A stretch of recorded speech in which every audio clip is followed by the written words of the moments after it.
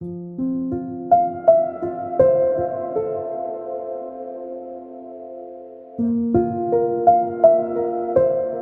everyone, so today we'll be discussing a very common topic concerning pediatric foot. I'm Dr. Ratna Bratan, consultant pediatric orthopedics and sports injuries at CK Bill Hospital, Gurugram. Flat foot in children is a cause of concern among parents and among pediatricians. It's actually a cause of a lot of apprehensions and anxiety in parents when they first see their child walking with a flat foot. So I'm here to bust the myths, to reassure them, to let them know the recent trends and the current accepted norms for their management. So let me explain you what is flat feet. So if you see, this is the model of a foot. So a normal foot usually sits like this, and there is a 3-point on which the forces are taken. So what happens in a flat foot is this arch here on the inner side of the foot, it disappears. So this is basically a collapse of the longitudinal arch on the inner side of the foot.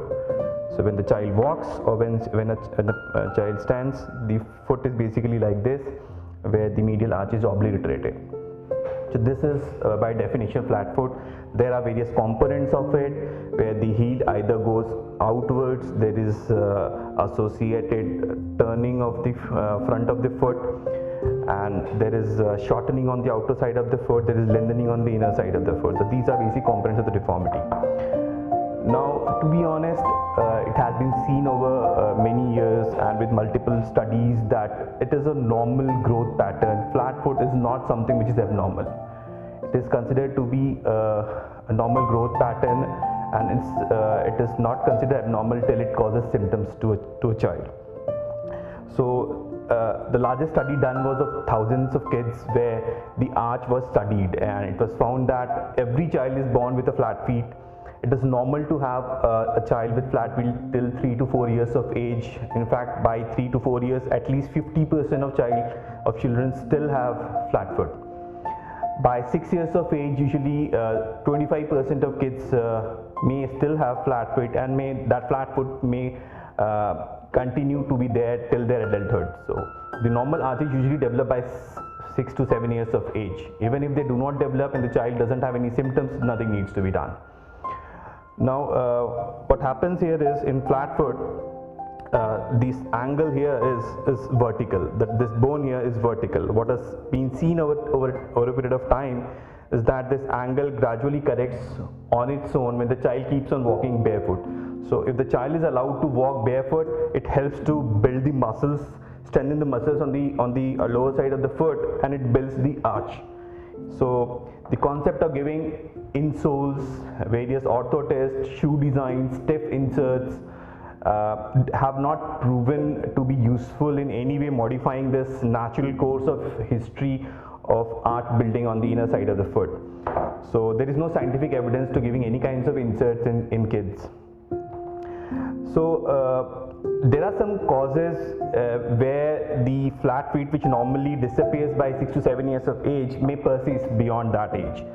So there are high likelihood if the child is obese, is overweight, or if the parents themselves have flat foot. So family history has an important link to flat feet in children. Then if the children have extreme joint laxity, that means the joint itself are so lax that when the child stands, the joints open up and the arch collapses. So excessive joint laxity in children is again a very common cause for persisting flat foot, which is flexible. Now, children who have started wearing shoes early have also been shown to have higher incidence of flat feet compared to the kids who have been walking barefoot for a more number of years. So early shoe wear is never recommended in a kid. So what happens if a flexible flat foot persists in adulthood? So studies were done in military recruits during World War II, and they have been found that most of them were asymptomatic, had no disability. They were as good as the other recruits who had arch on the medial side. So it is not a disability. Adult with a flat foot which is flexible and may not have any symptoms, and nothing needs to be done. So they can do every activity a normal person can do. So if you find your child to have a flat feet and you go to your doctor, to a pediatric orthopedic surgeon, what we usually do is to examine for a few things. The most important thing is the subtalar movement, the joint here on the back of the heel, that needs to be examined for stiffness, if it is mobile or not. We examine, we pull up the toe and see if the arch builds up. We ask the child to stand on the toes and see that if the arch builds. We examine for the heel cord contracture. The heel cord comes here. So if we examine the child and if the heel cord is tight, so such children are more likely to be symptomatic and may have difficulty running, or may even complain of pain on the back of feet. So these things can need to be evaluated. So if the flat foot is stiff, that means this mobility is restricted, there is heel cord contracture, so they may have some underlying problems. They may not be an idiopathic flat feet where we don't have a reason.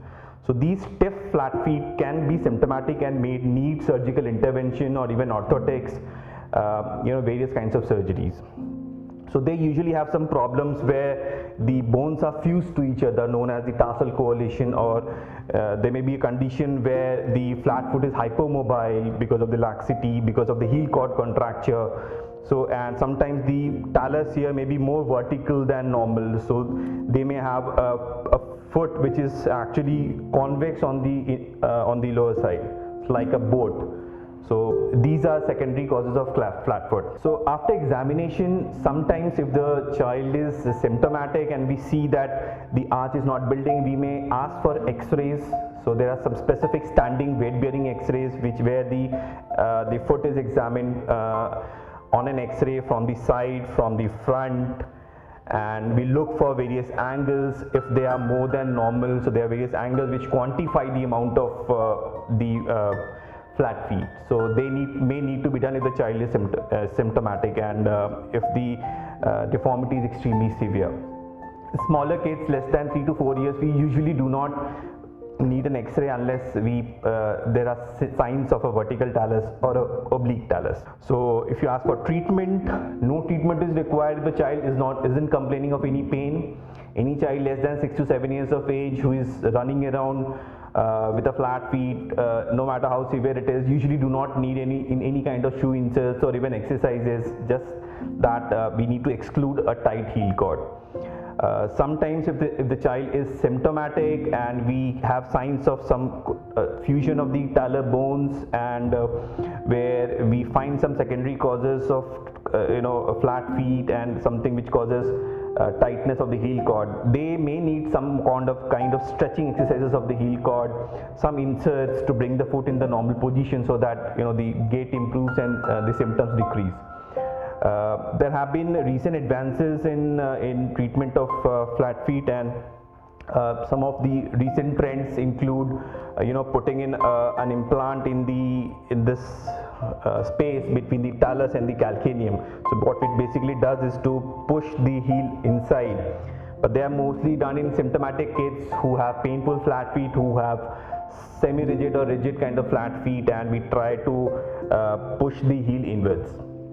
It has complications, at a risk of complications as well, but some of the kids do respond well to that. Kids who have severe pain, are disabled because of flat feet, have developed arthritis between the bones of the feet, especially those who are beyond 10 or 12 years of age, may require additional procedures in terms of heel cord lengthening of the outer part of the feet by cutting the bones, shortening on the inner side of the feet, some tendon transfers to rebalance the muscle forces around the feet, and that helps to decrease the symptoms. But they are mostly rigid feet who have underlying neuromuscular causes or where the bones are fused to each other. So to summarize, flat feet is considered normal.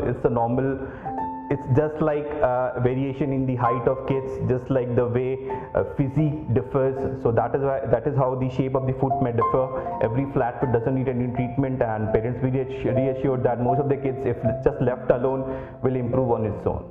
Thank you.